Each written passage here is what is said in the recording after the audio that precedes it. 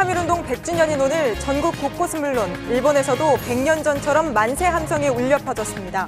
문재인 대통령은 100주년 기념사에서 친일은 반성하고 독립운동은 예우받아야 하는 가장 단순한 가치를 바로 세워야 한다고 강조했습니다. 하노이 정상회담에서 합의가 무산된 배경을 놓고 북한과 미국이 상반된 주장을 폈습니다. 북한은 심야 긴급 기자회견을 열고 전면적인 제재 해제가 아닌 민생과 관련된 일부만 해제해달라고 요구했을 뿐이라며 트럼프 대통령의 주장을 반박했습니다. 이에 대해 미국은 북한이 전면적인 제재 해제를 요구했고 영변 핵시설을 놓고도 무엇을 내놓을 준비가 됐는지 분명하지 않았다고 재반박했습니다. 지금 이 시각 김정은 위원장은 베트남 공식 환영 행사에 참석하고 있습니다. 베트남 주석과 총리, 국회의장과 잇따라 회담을 하고 곧 만찬도 이어갑니다. 내일은 베트남에 올 때와 마찬가지로 열차를 타고 중국을 거쳐 북한으로 돌아갈 예정입니다. 교육부가 자체 집계한 결과 개학 연기에 동참하는 유치원은 한유총 측이 밝힌 2,000여 곳이 아닌 164곳에 그칠 것이라고 밝혔습니다. 교육부는 내일 개학을 연기하는 유치원 명단을 공개하고 올해부턴 긴급 돌봄 신청을 받기로 했습니다. 또 다음 주 화요일에도 개원하지 않는 유치원은 형사 고발할 방침입니다.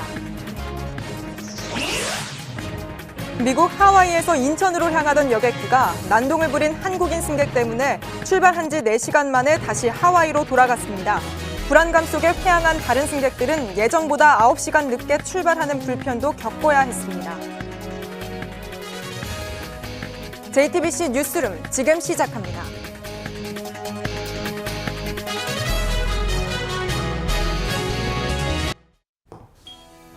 공기청정기가 도로 위로 내일을 바꾸는 현대수소 전기차.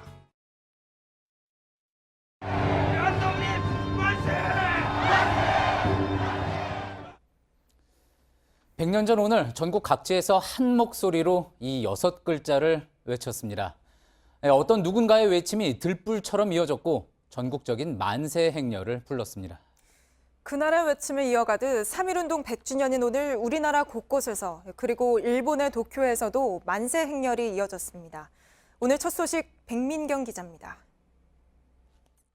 대한민국 만세! 만세!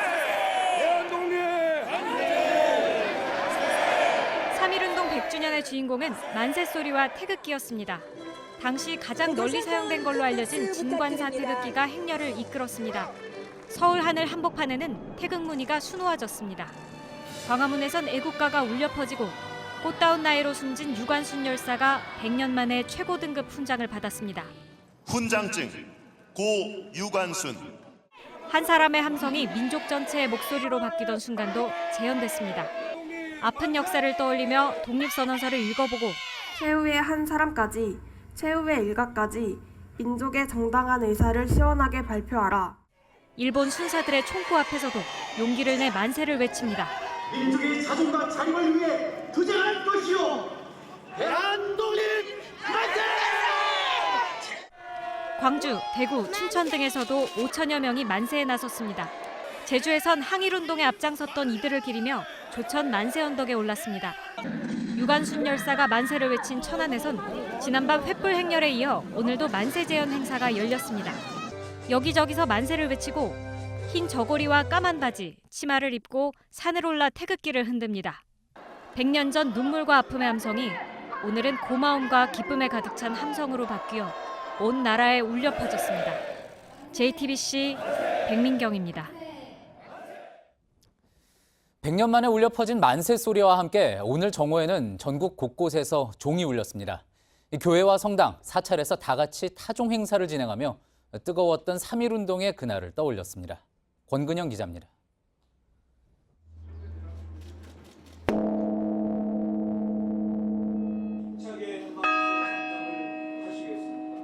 낮 12시가 되자 이곳저곳에서 종소리가 들리기 시작합니다. 100년 전 오늘을 생각하며 7개 종단이 함께한 타종식. 그때 그날을 떠올리며 독립선언서도 다시 읽었습니다. 우리는 오늘 조선이 독립한 나라이며 조선인이 이 나라의 주인임을 선언한다. 당시의 마음을 지키지 못했음을 돌아보는 목소리도 나왔습니다. 안타깝게도 한국 교회는 우리를 세상에 보내셔서 하나님 나라를 이루고자 하시는 그 뜻을 잃어버리고 있습니다. 천주교는 일제강점기 독립운동을 외면했던 과거사에 대해 처음으로 공개 사과했습니다. 일제의 침략 전쟁에 참여할 것과 신사참배를 본고하기까지 했습니다. 부끄러운 마음으로 성찰하며 반성합니다. 종교 간 경계를 넘어 나라 지키기에 한뜻을 모았던 그날처럼 교회, 성당, 사찰 등 종교시설에서 같이 울린 종소리엔 3.1절을 기억하고 평화로운 새 시대를 열자는 다짐이 실렸습니다. JTBC 권근영입니다. 최근 한일 관계가 나빠지면서 문재인 대통령이 오늘 3.1절 100주년 기념식에서 어떤 메시지를 낼지도 관심이었습니다. 직접적인 비판은 없었지만 완곡한 어법으로 올바른 역사인식과 성의 있는 사과를 촉구했습니다.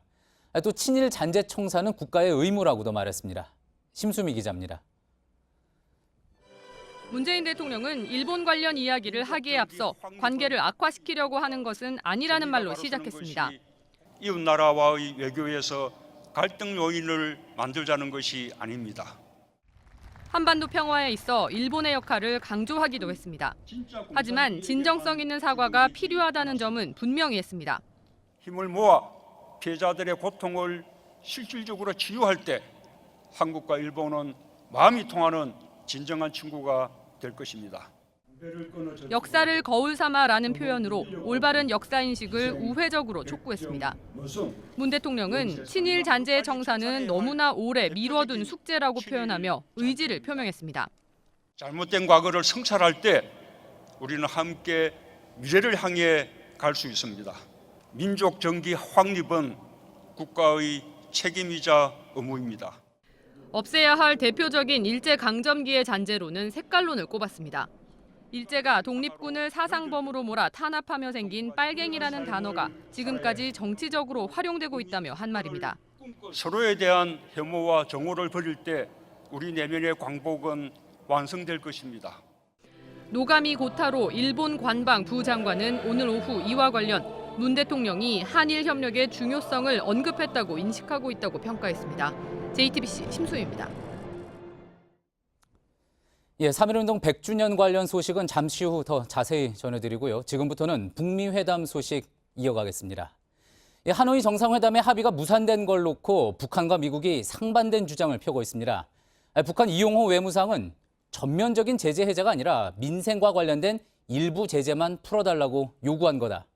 또 최선희 부상은 영변 핵단지를 통째로 폐기하겠다는 제안은 천재일우의 기회였다고 말했습니다. 모두 트럼프 대통령이 어제 주장을 반박한 거죠. 하지만 폼페이오 미 국무장관은 북한이 전면적인 제재 해제를 분명히 요구했으며 영변 핵시설도 무엇을 내놓을지 준비가 됐는지 분명치 않았다고 재반박했습니다. 먼저 심야에 이뤄진 북한의 기자회견 소식 최재원 기자가 보도합니다. 트럼프 미 대통령은 북한이 제재 전면 해제를 요구해 협상이 결렬됐다고 주장했습니다. They wanted the sanctions lifted in their entirety, and we couldn't do that. 그러자 협상 결렬 이후 10시간가량 침묵하던 북한이 오늘 새벽 긴급 기자회견을 열었습니다. 이용호 외무상은 제재를 모두 풀어달라는 게 아니라 부분 해제를 요구했다고 반박했습니다. 미국이 아직은 군사 분야의 조치를 취하는 것이 더 부담스러울 것이라고 보고 부분적 제재 해제를 상응 조치로 제기한 것입니다. 플라토늄과 우라늄 등 모든 영변 핵시설을 영구 폐기하는 데 대한 상응 조치로 민생 관련 제재 일부만 풀어달라고 제안했다는 겁니다. 유엔 제재결의 총 11건 가운데서 2016년부터 17년까지 채택된 5건, 그중에서 민수 경제와 인민생활에 지장을 주는 항목들만 먼저 해제하라는 것입니다. 이 외무상은 회담이 결렬된 건 미국이 영변 핵시설 폐기 그 이상을 요구했기 때문이라고 주장했습니다. 핵과 미사일 실험을 영구 중지하겠다는 약속을 아예 문서화하겠다는 뜻도 전했지만 이 역시 미국이 수용하지 않았다는 게 북한의 입장입니다. 더 이상의 제한은 없을 것이라고도 했습니다. 앞으로 미국 측이 협상을 다시 재개해오는 경우에도 우리 방안에는 변함이 없을 것입니다. 북측은 합의문에 이 같은 내용을 담으려 했던 것으로 보입니다. JTBC 최재원입니다. 북한이 긴급 기자회견을 연 건 우리 시간으로 오늘 새벽 2시쯤이었습니다. 한때 김정은 위원장이 직접 회견에 나설 거라는 소식이 전해지면서 전 세계 취재진들이 불이 나게 모여들기도 했습니다. 결국 김 위원장 대신 이용호 외무상이 기자회견을 했는데 함께했던 최선희 부상은 김 위원장이 앞으로 협상에 의욕을 잃은 것 같다, 이런 느낌을 밝히기도 했습니다. 김태영 기자입니다. 멜리아 호텔에서 철수했던 여러 나라 취재진들이 자정이 지나 다시 모였습니다. 북한 측에서 긴급 기자회견을 연다는 소식을 듣고 한 걸음에 달려온 겁니다. 하지만 호텔로 들어가는 길목은 이미 막혔습니다. 비슷한 시각 호텔 안에선 기자회견이 시작됐습니다. 이용호 외무상이 말문을 열었습니다. 이번 제2차 조미 순회 상봉과 회담 결과에 대한 우리의 입장을 알려드리겠습니다. 우리는 질문은 받지 않겠습니다. 이 외무상의 발언이 이어지고 질문이 쏟아졌습니다. 질문 안 받으시나요? 질문 하나만 받아주세요. 당초 질문을 받지 않겠다던 북측이 입장을 바꿨습니다. 이례적입니다.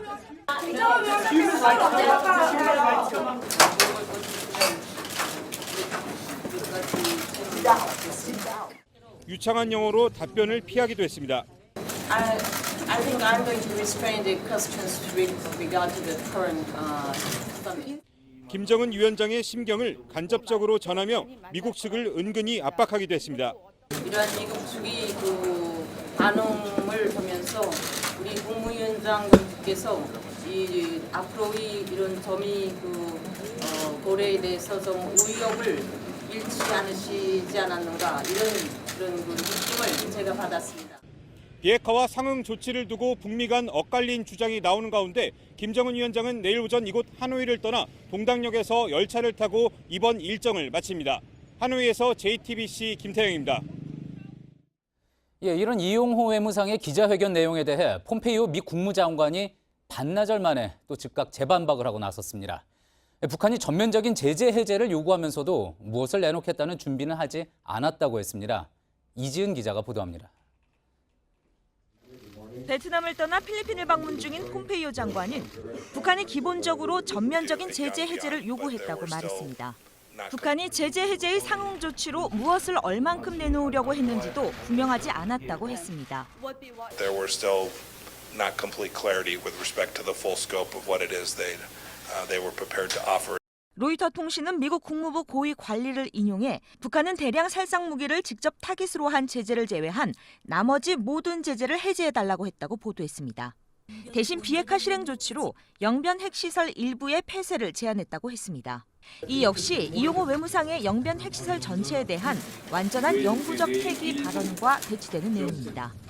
비핵화 조치와 제재 해제의 범위를 둘러싸고 일부냐 전체냐의 간극을 드러낸 것으로 풀이됩니다.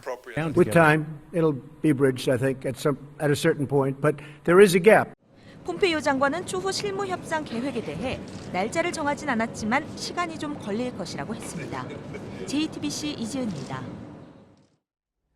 지금 보신 것처럼 북한과 미국은 이 제재 해제 문제를 놓고 일부다, 아니 전체다, 이런 상반된 주장을 펴고 있습니다. 박소연 기자와 함께 어떤 부분이 쟁점인지 하나하나 좀 짚어보도록 하겠습니다. 자, 박소연 기자, 북한이 이제 해제를 요구했다는 건 유엔 안보리 제재 5개만 해제를 요구했다라는 거잖아요. 이 5개가 뭡니까? 네, 이용호 외무상이 2016년부터 2017년까지 그 유엔 안보리가 채택한 대북 제재 결의안 그 해제를 요구했는데요. 2270호부터 그리고 23975까지 모두 5개를 말하고 있습니다. 예. 자, 이 5개, 최선희 부상 이야기로는 이게 모두 인민생활과 직결된 거다, 이렇게 이야기를 했잖아요. 그 제재인 건 맞습니까? 네, 최선희 부상이 직접 언급한 그 2270호부터 북한 경제를 전반적으로 틀어막는 조치가 포함됐는데요. 이 2371호에는 수산물 수출 금지가 포함돼 있고요. 그리고 2375호에는 의료 임가공 금지, 그리고 2397호에는 해외 노동자 파견 금지가 들어가 있습니다. 그러니까 전체적으로 캐시, 즉 현금이 북한에 들어가는 걸 막겠다는 제재인데 민생에는 큰 타격을 줄 수 있어 북한이 우선적으로 제재 해제를 요구한 것으로 보입니다. 예. 하지만 이제 미국은 그렇지 않다. 이렇게 5개만 북한이 요구한 게 아니라 전면적인 경제 제재 해제를 요구한 거다. 이렇게 주장하는 거잖아요. 북한 입장과는 많이 다른 거죠. 네, 그렇습니다. 미국은 그 WMD, 즉 대량 파괴 무기 개발에 들어가는 돈줄을 전면적으로 차단하겠다는 입장이기 때문에 한 번 제재 틀을 이제 흔들게 되면 전체적인 제재망이 급속도로 흔들릴 수 있다는 걸 우려한 것으로 보입니다. 민수용 제재와 군수용 제재가 구분도 쉽지도 않고 부분적으로 해제할 경우 효과가 떨어진다고 볼 수 있다는 겁니다. 그렇군요.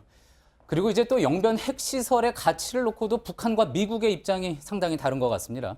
네, 맞습니다. 최선희 부상의 발언 먼저 듣고 오시죠. 예.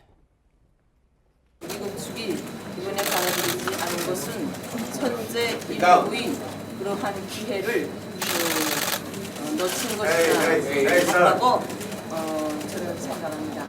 예. 네, 북한은 영변의 플루토늄과 우라늄 농축 시설 모두를 통째로 폐기하겠다. 그리고 미국 전문가들의 입회하에 영구 폐기하겠다는 건데요. 이게 역사적으로 전례가 없는 천재 이루의 기회인데 미국이 놓쳤다고 이렇게 얘기하고 있습니다. 예, 그만큼 우리는 이제 대단한 결단을 내린 거다. 뭐 그런 취지로 이야기한 것 같습니다. 그런데 이제 미국은 영변 핵시설만으로는 충분하지 않다. 추가 핵시설을 폐기해야 한다. 이런 입장인 거죠. 네, 이번에는 트럼프 발언 먼저 듣고 오시죠. 예. That facility, while very big, it wasn't enough to do what we were doing. 영변 핵시설만으로는 제재 완화를 해줄 수 없다는 입장으로 북한의 인식과는 괴리가 있습니다. 앞서 리포트에서도 봤지만 미국은 영변 핵시설의 일부만을 폐기하겠다고 북한이 제안했다고 주장하고 있는데요. 북한은 영변 전체를 폐기하겠다고 말하고 있어서 이 부분도 서로 분명히 다르고 있습니다. 예. 그러면서 이제 트럼프 대통령은 우리가 이제 북한의 농축 우라늄 핵시설을 추가로 발견을 했다. 이것도 폐기해야 한다. 이야기했더니 북한이 많이 놀랐다. 이렇게 직접 이야기하지 않았습니까? 자, 이 부분이 과연 무엇이 있을까 궁금한 부분이기도 합니다. 네, 맞습니다. 트럼프 대통령이나 폼페이오 장관은 구체적으로 어디다라고 가리키지는 않았는데요. 대부분의 언론에서는 강선 발전소의 우라늄 농축 시설일 가능성에 주목하고 있습니다. 다만 트럼프 대통령 말처럼 북한이 놀랄 정도였다면 이미 보도된 강선 말고 희천이나 아니면 제산의 시설일 가능성도 거론되고 있습니다. 예. 언제가 될지는 모르겠지만 앞으로의 이제 추가 협상에서는 이런 시각차를 좁히는 과정이 아주 또 중요할 것 같습니다. 잘 들었습니다. 박소연 기자였습니다. 예, 이처럼 협상에 대한 말들 엇갈리고 있지만 북미 모두 이번이 끝이 아니라는 점은 분명히 하고 있습니다. 트럼프 대통령은 오늘 인터뷰에서 둘 다 준비가 안 됐었다. 북한의 입장을 전적으로 이해한다. 이렇게 이야기했습니다. 또 북한의 매체는 새로운 관계로 도약할 수 있는 계기가 됐다고 보도를 했는데 결렬이라는 표현은 사용하지 않았습니다. 이어서 이희정 기자의 보도입니다. 트럼프 대통령은 복귀 직후 진행한 폭스 인터뷰에서 우리 둘 다 준비가 다 돼 있었다고 생각하지 않는다며 이번 회담을 평가했습니다. 김정은 위원장이 아니라 두 사람 모두라고 표현한 점이 눈에 띕니다. 최대한 북한을 자극하지 않으려는 듯 북한의 상황을 공감한다는 뜻도 내비쳤습니다. I understand that fully. I really do. I mean, they spent a lot of time building it. 그러면서 다시 만날 가능성에 여지를 남겼습니다. I like him. Get along great. We'll see what happens. 북한과 계속 관계를 이어가겠다는 뜻으로 풀이됩니다.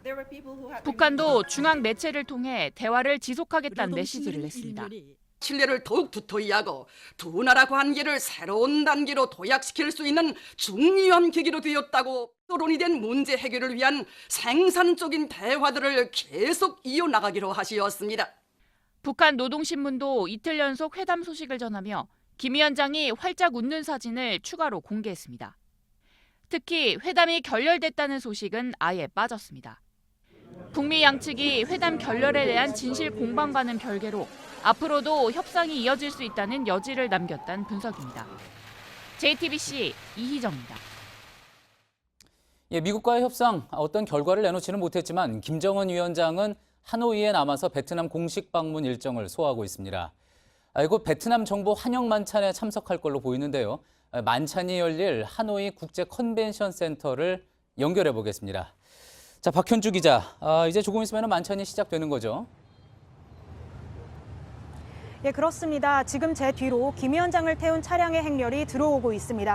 방금 전쯤 사이카의 사이렌 소리가 들렸고요. 이곳 인근 도로는 100m 지점까지 통제가 된 상태입니다. 오늘 만찬은 베트남 주석이 주최를 하고요. 김여정 부부장과 김영철 부위원장 등 이번에 김 위원장을 수행한 수행단 대부분이 참석을 합니다. 예, 박현주 기자, 지금 뒤에 그러니까 김정은 위원장 일행이 탄 차량 행렬이 지나가고 있었던 거죠. 마침 저희가 중계하는 시간에 만찬장으로 들어가는 모습을 포착을 한 거군요. 예, 그렇습니다. 당초 우리 시간으로 오후 8시 30분쯤 예정이 되어 있었는데요. 이것보단 조금 빠르게 도착을 한 것으로 보입니다. 일단 경찰차가 먼저 이곳 국제 컨벤션 센터로 들어왔고요. 이어서 사이카의 사이렌 소리가 들리고 김 위원장이 탄 벤츠도 지금 이 만찬장에 들어온 것으로 확인이 됐습니다. 여러분께 지금 생생한 모습을 전해드릴 수 있게 된 것 같습니다. 자, 오늘 오후 일정 한번 좀 볼까요? 만찬에 앞서서 이제 베트남 주석과 양자 회담이 있었죠. 어제 회담이 종료된 이후에 첫 공개 일정이 있었는데 김 위원장은 어떤 모습이었습니까? 네, 김 위원장은 우리 시간으로 오후 5시 20분쯤 호텔 앞에 모습을 드러냈습니다. 어제 회담을 마치고 숙소로 돌아간 지 약 26시간 만에 다시 모습을 드러낸 건데요. 일단 김 위원장은 곧바로 차를 타고 6분 거리에 있는 주석궁으로 이동을 해서 베트남 주석과 양자 회담을 1시간 동안 가졌습니다. 다소 굳은 표정이었지만 가끔씩 웃음을 보이기도 했고요. 또 환영 나온 어린이들에게 직접 인사를 건네거나 또 함께 간 북측 인사들을 직접 소개하는 여유도 보였습니다. 이번 북배 정상회담은 김정은 위원장의 할아버지인 김일성 주석이 베트남을 찾은 지 55년 만입니다. 예. 자, 이 부분이 또 가장 궁금할 것 같기는 한데 김 위원장이 어제 회담에 대해서 혹시 직접 언급을 했습니까? 예, 말씀하신 대로 어제 회담이 끝난 뒤에 김 위원장의 첫 공식 외부 일정이었기 때문에 김 위원장이 어제 회담에 대해서 어떤 언급을 내놓을지 모두가 주목을 했습니다.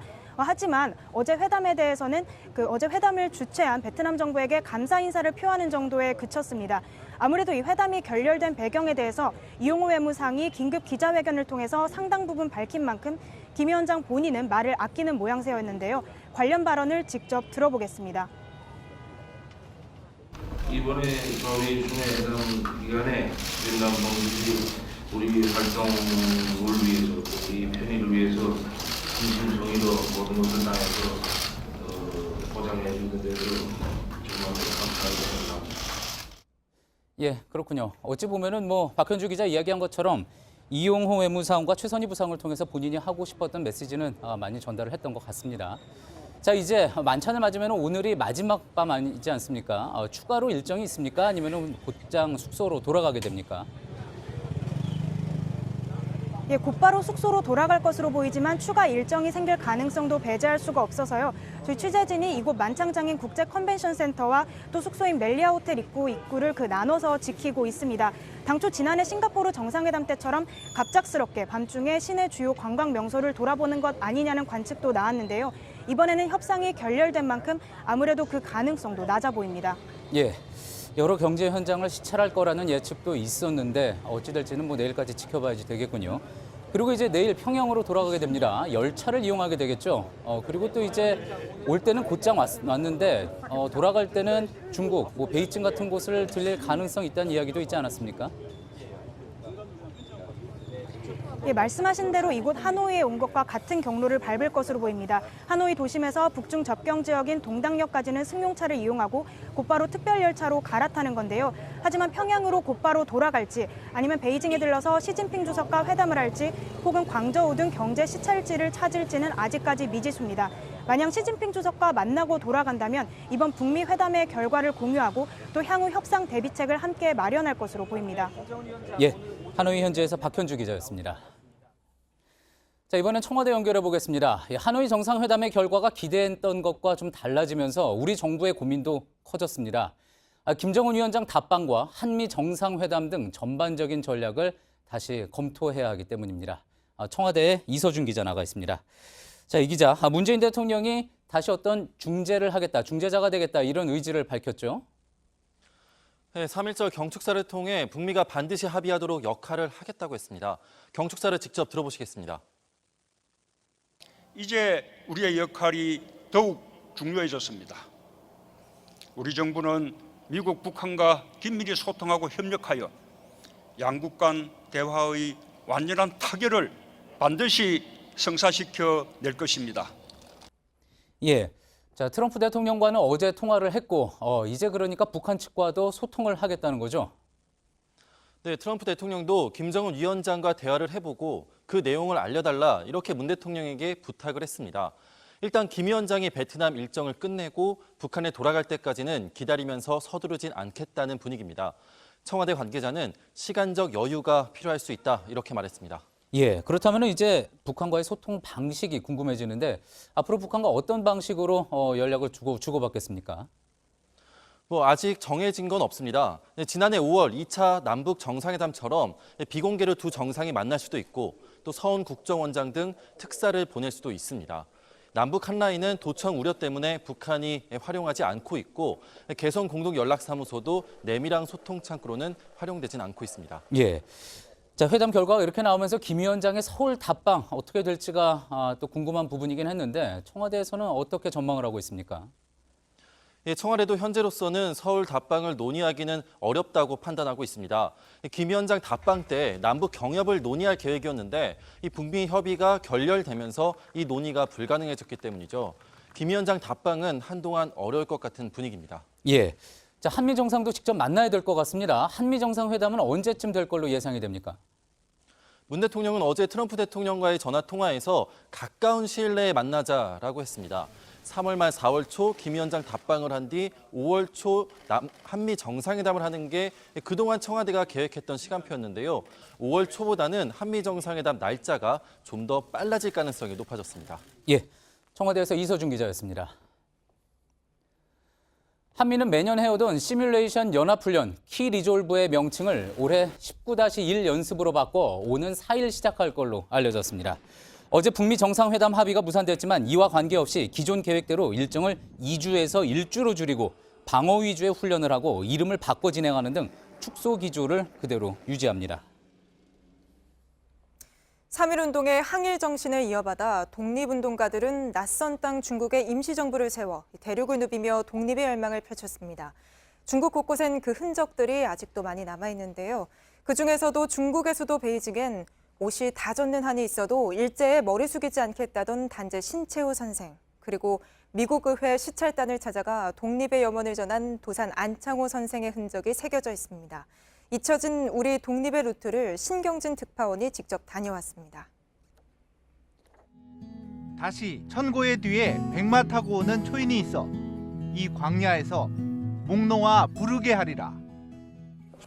베이징 쇼핑가 왕푸징 북쪽 1.5km, 둥창우퉁 28호는 베이징 독립운동 루트의 한복판입니다. 시인 이륙사가 모진 고문으로 숨진 옛 일본 헌병대 감옥터입니다. 육사는 여기서 유고시 광야를 남긴 채 독립운동의 핵심 비밀을 지키다 숨져갔습니다. 삼각산이 춤추고 한강물이 용솟음치는 그날을 꿈꿨던 시인 시문의 유적도 베이징에 남아 있습니다. 3.1운동이 일어난 1919년 겨울, 그날이 오면의 시인 시문은 이 골목에 머물며 망국의 한을 노래했습니다. 입술을 꼭꼭 깨물고 이 한밤을 새우면 집에서 편지 나올까? 돈이 나올까?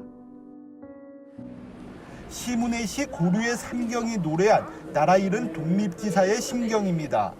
베이징은 임시정부의 활동 무대이기도 했습니다. 1920년 안창호 선생이 방문했던 옛 육국 호텔입니다. 상하이 임시정부의 지시로 이곳을 방문하고 있던 미 하원 시찰단을 만나 한국 독립을 요청했습니다. 안창호 선생님이 대표단을 이끌고 미국 하원 의원들이랑 같이 조선의 독립에 대한 그런 논의를 했던 곳이죠. 이 회담은 사실은 처음부터 성공할 수 없는 그런 회담이었습니다.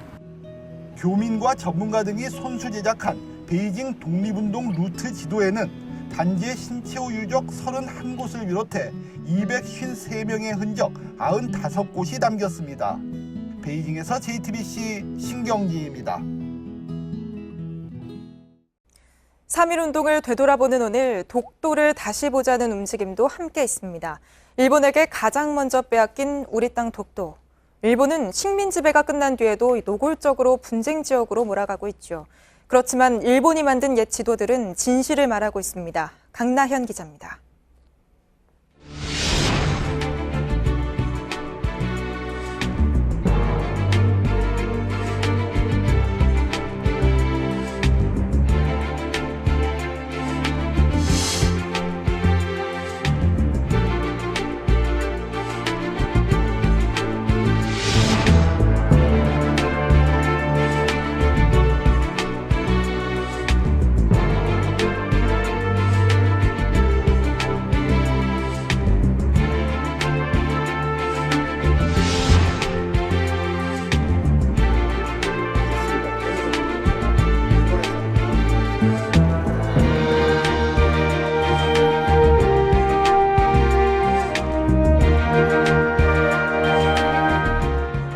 거리선이 없다 그러면은 그쪽으로는 일본 사람들이 가지 않거나 가는 길을 몰랐다는 얘기입니다.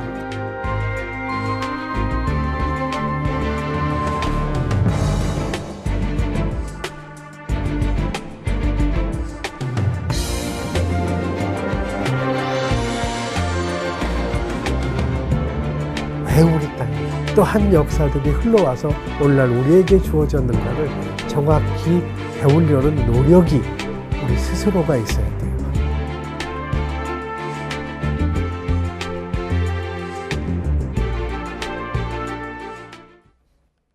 한 달 전 세상을 떠난 위안부 피해자 고 김복동 할머니는 우리 동포들이 다니는 일본 학교의 학생들을 도와달라는 말을 남겼죠. 이 김할머니의 뜻을 이어가기 위해 90이 넘은 또 다른 위안부 피해 할머니가 나섰습니다. 이수진 기자입니다. 올해로 92을 맞은 기러녹 할머니의 일본 방문길은 준비부터 쉽지 않습니다. 먹는 게 불편할 건데 어떡하냐? 어디고 사람 먹는 거 어찌 짐승 먹는 거 주려고. 주변에서 걱정을 하지만 농담으로 넘깁니다. 길할머니가 일본의 조선학교 아이들을 돕겠다고 나선 건 지난 1월 세상을 떠난 고 김복동 할머니의 뜻을 지켜주고 싶어서입니다. 이 할머니 글씨예요, 이거. 그리고 보라색은 원래 김복동 할머니가 좋아하셨던 옷인데 여기에 기러녹과 김복동이 두 개가 합해진 거야. 학교에 대한 지원은 10년 전 일본 정부의 보조금이 끊길 때 길할머니가 먼저 시작했습니다.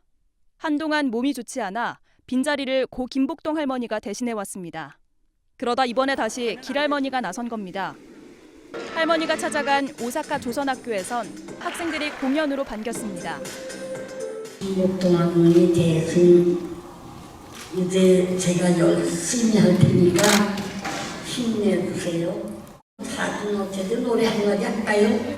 위안부 피해자로 위안부 문제를 알리는 활동가로 수십 년을 살아온 할머니는 이제 제1동포의 아픔을 보듬고 있습니다. JTBC 이수진입니다. 일제강점기 일본군 비행장 건설에 동원됐다가 해방이 된 뒤에도 돌아오지 못한 동포들이 모여서 살던 마을이 있습니다. 일본 교토에 있는 우토로 마을인데요. 한때 쫓겨날 위기도 있었지만 여러 도움으로 간신히 함께 살 공간은 지켜냈는데 대신 마을의 옛 모습은 3년 뒤면 거의 다 사라지게 됩니다. 지금 철거 작업이 한창인 이 마을에 조보경 기자가 직접 다녀왔습니다. 마을 입구부터 공사가 한창입니다. 일본 교토의 우지시 우토로 51번지. 1941년 일본군 비행장 건설에 동원됐던 조선인 노동자들이 해방된 뒤에도 돌아가지 못하고 모여 살았던 곳입니다.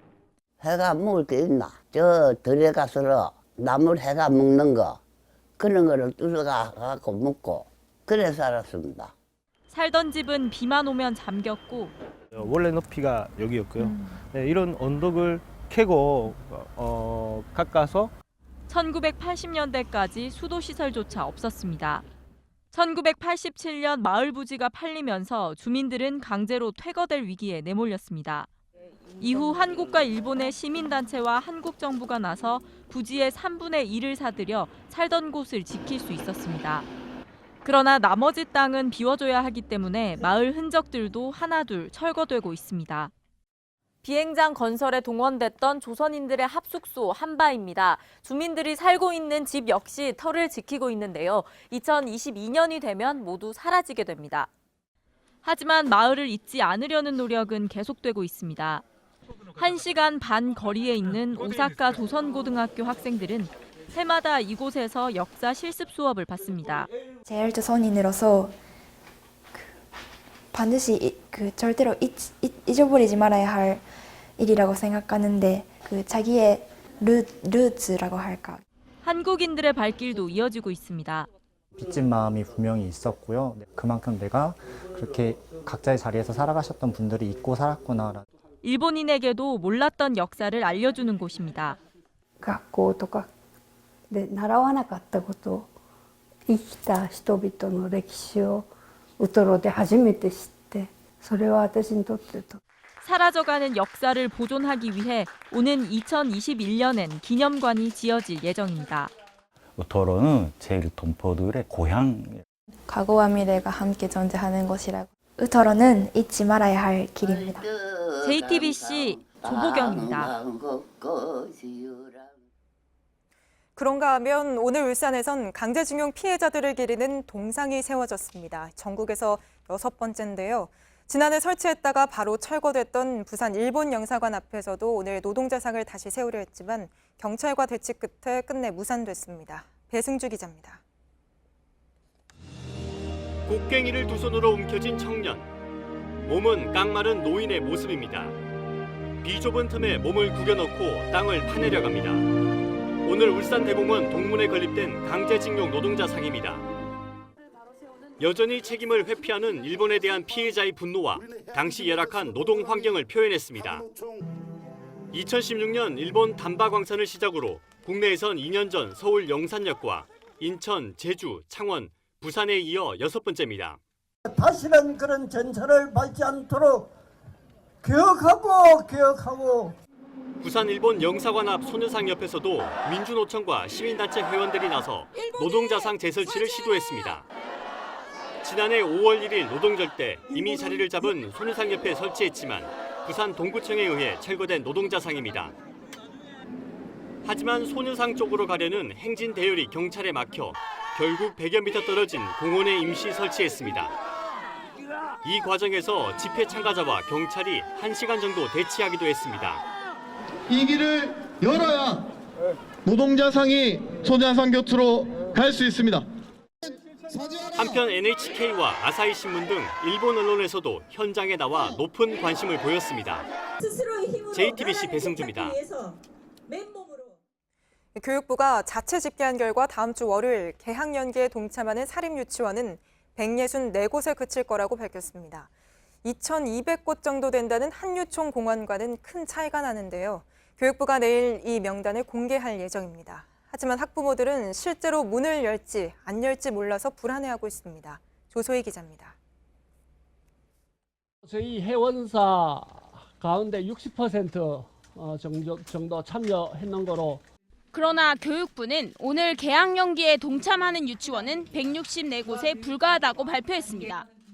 어제 밤새 일일이 확인을 해봤는데 한유총 지도부 입장에 따른다는 곳이 많지 않았다는 겁니다.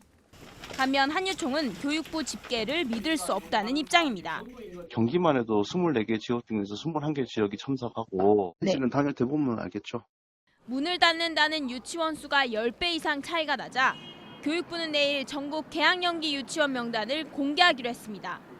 5일까지도 문을 열지 않으면 형사 고발할 방침입니다. 또 문 닫는 유치원 원아들을 위해 긴급 돌봄 서비스를 제공하기로 하고 일요일부터 시도교육청을 통해 신청을 받는다고 밝혔습니다. 중간에 낀 학부모들은 불안하기만 합니다. 아이가 다니는 유치원이 문을 열지 닫을지 알 수 없는 상황에서 알려지더라도 일방적 통보인 경우가 대부분입니다. 오전 9시 52분에 통보를 답답한 학부모들이 지하철역 앞에서 시위를 벌이기도 했습니다. 긴급 돌봄 역시 주변 초등학교나 국공립 유치원에 임시로 떠맡기는 수준이 될 것으로 보여 학부모들의 불안은 커지고 있습니다. JTBC 조소입니다. 미국 하와이에서 인천으로 향하던 여객기가 난동을 부린 한국인 승객 때문에 다시 하와이로 돌아가는 일이 벌어졌습니다. 술에 취해 옆자리 어린아이 팔을 붙잡고 고함을 치고 막무가내라 출발한 지 4시간이 지났지만 다시 돌아간 겁니다. 이 승객은 공항에 도착한 뒤 바로 FBI에 체포됐습니다. 박영우 기자입니다. 한 남성 승객이 술에 취해 의자 위로 올라가 난동을 부립니다.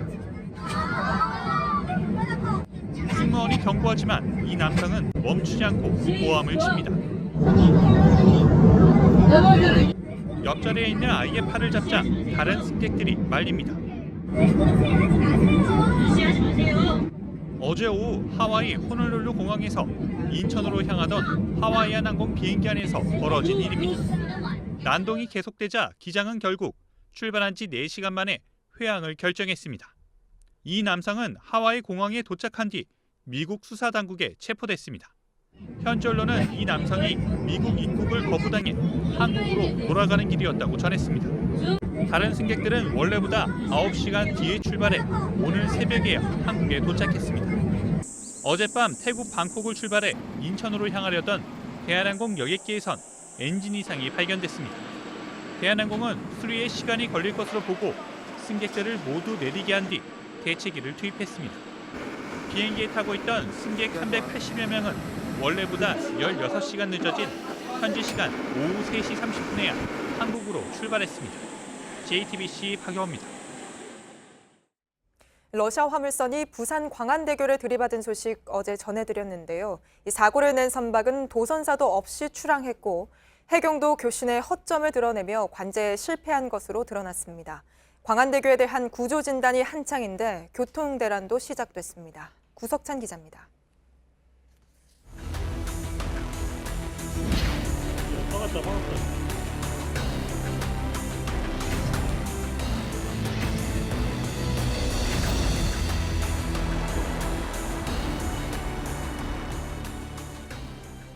사고를 낸 시그랜드호는 이곳 용호만 부두에 어젯밤 강제 입항했습니다. 추돌로 지름 3m 크기의 구멍이 난 광안대교 하판에선 전문가들의 구조 진단이 한창입니다. 해경은 화물선 시그랜드호의 러시아인 선장 43살 A씨를 음주 운항 혐의로 긴급 체포했습니다. A씨의 혈중 알코올 농도는 0.086%, 면허 취소 수준이었습니다. 하지만 선장은 사고 이후 술을 마셨고 조타기는 술을 마시지 않은 조타수가 잡았다고 주장했습니다. 복잡한 수로를 도선사 없이 운항한 것도 문제였습니다. 사고 나겠다 하는 그런 걸 몇 번 직감했어요. 배는 크고 부두는 적고. 해경은 관제에 실패했습니다. 사고 직전 시그랜드호와 여러 차례 교신했지만 정작 사고가 난 건 몰랐습니다. 모니터 자체에 점으로 나타납니다. VTS에서 그걸 볼 수는 없습니다. 결국 사고가 터지고 나서야 후진하라고 호출했습니다. 부산시의 교량 CCTV도 허점을 드러냈습니다.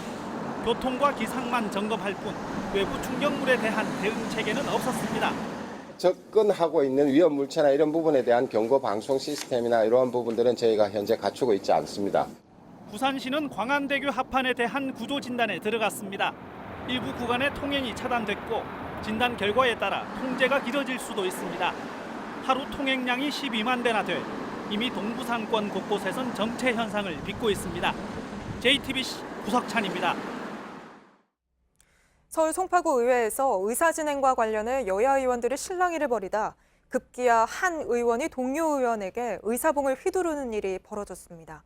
결국 고소장이 접수돼 경찰이 수사에 나섰습니다. 홍지용 기자입니다.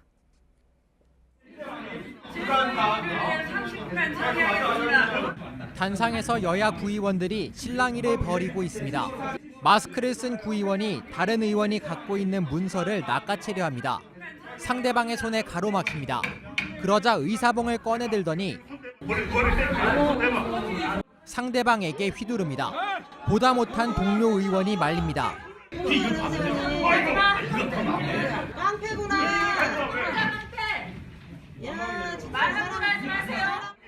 의사봉을 든 사람은 자유한국당 이배철 구의원, 상대방은 더불어민주당 김장환 구의원입니다.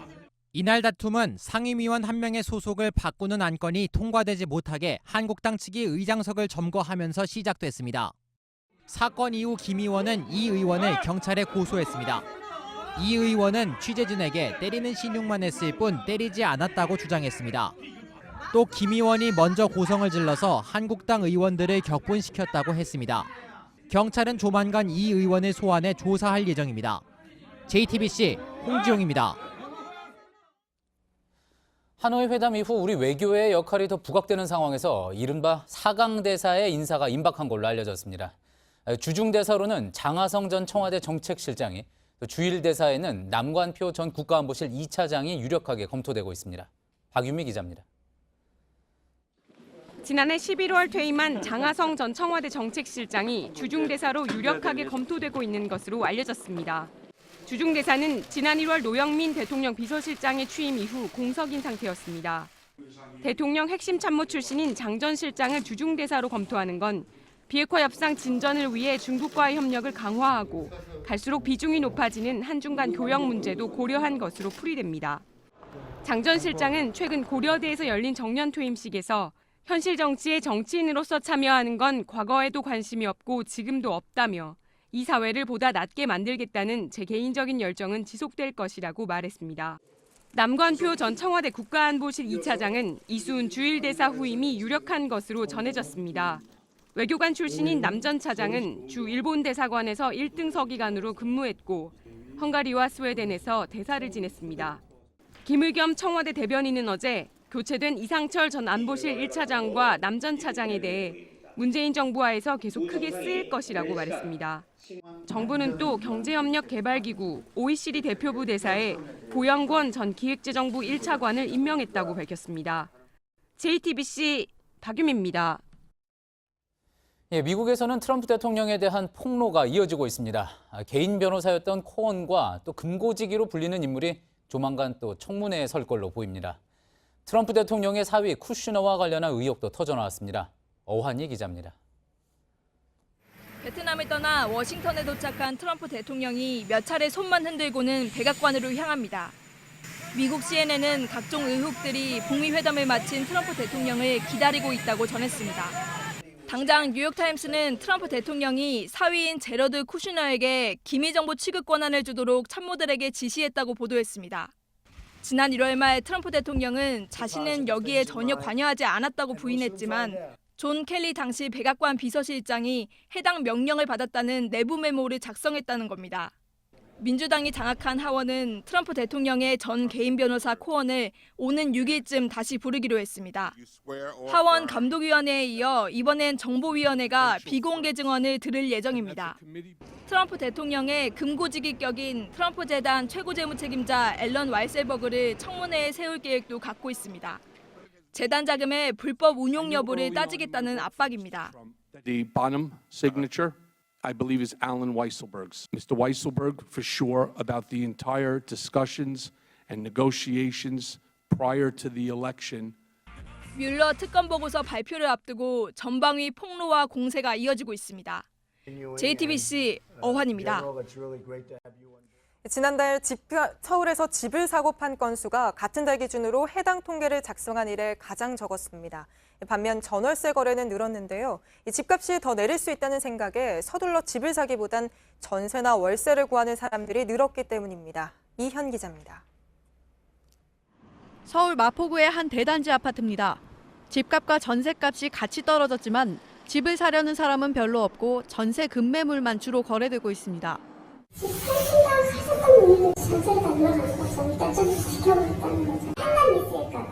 지난달 서울의 아파트 매매 건수는 실거래가 조사를 시작한 2006년 이래 2월 기준으로 가장 적었습니다. 매매와 달리 전월세 거래량은 1년 전보다 10.3% 늘었습니다. 집이 팔리지 않는 건 앞으로 집값이 더 내릴 거라고 보는 소비자들이 많기 때문입니다. 한국은행의 소비자 동향조사에 따르면 지난달 주택가격 전망지수는 84로 전달보다 7포인트 급감했습니다. 몇 년 새 수억 원이 오른 서울 집값을 감안하면 최근 호가가 약간 내려갔어도 여전히 비싸다고 보는 겁니다. 전문가들은 당분간 서울에서 전세를 선호하는 분위기가 이어질 걸로 봅니다.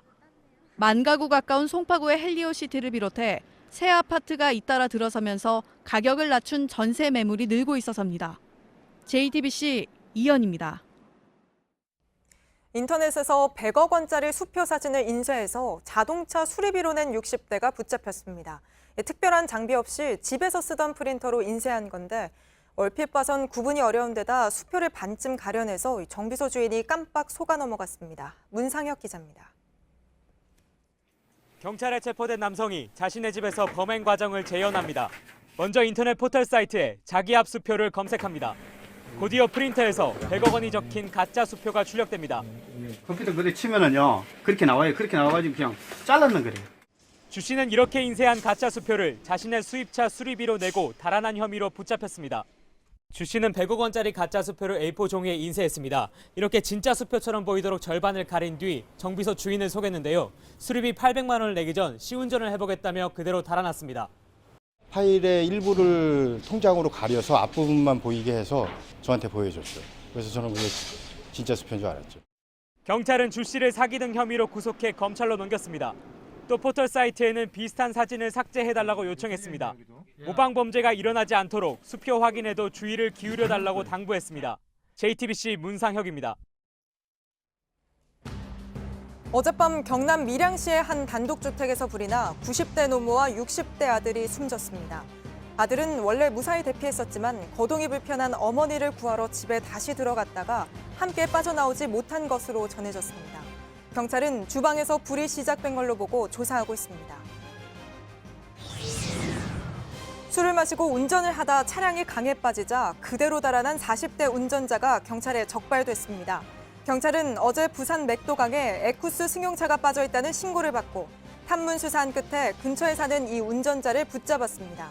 술을 마신 다음 날이라 혈중 알코올 농도는 0.008%로 조사됐지만 경찰은 사고 당시 추정치를 확인해 입건 여부를 결정할 방침입니다. 토트넘의 손흥민 선수가 런던 풋볼 어워즈에서 프리미어리그 올해의 선수로 선정됐습니다. 런던에서 뛰는 프리미어리그 팀을 대상으로 최고 선수를 뽑는 이번 시상식에서 손흥민은 팀 동료 케인과 아스널 오바메양, 첼시의 아자르 등 경쟁자들을 따돌렸습니다. 한편 토트넘은 3.1절 100주년을 맞아 페이스북에 손흥민이 태극기를 펼쳐든 사진을 올렸습니다. 이탈리아 거장 카라바조의 작품인 유디트와 홀로페르네스가 복원 작업을 거쳐 영국 런던의 콜나기 갤러리에서 공개됐습니다. 1600년대 제작된 것으로 보이는 이 그림은 지난 2014년 프랑스의 한 주택 다락방에서 발견됐습니다. 가치는 약 1억 7천만 달러, 우리 돈으로 약 1,900억 원에 이를 것으로 추정됩니다.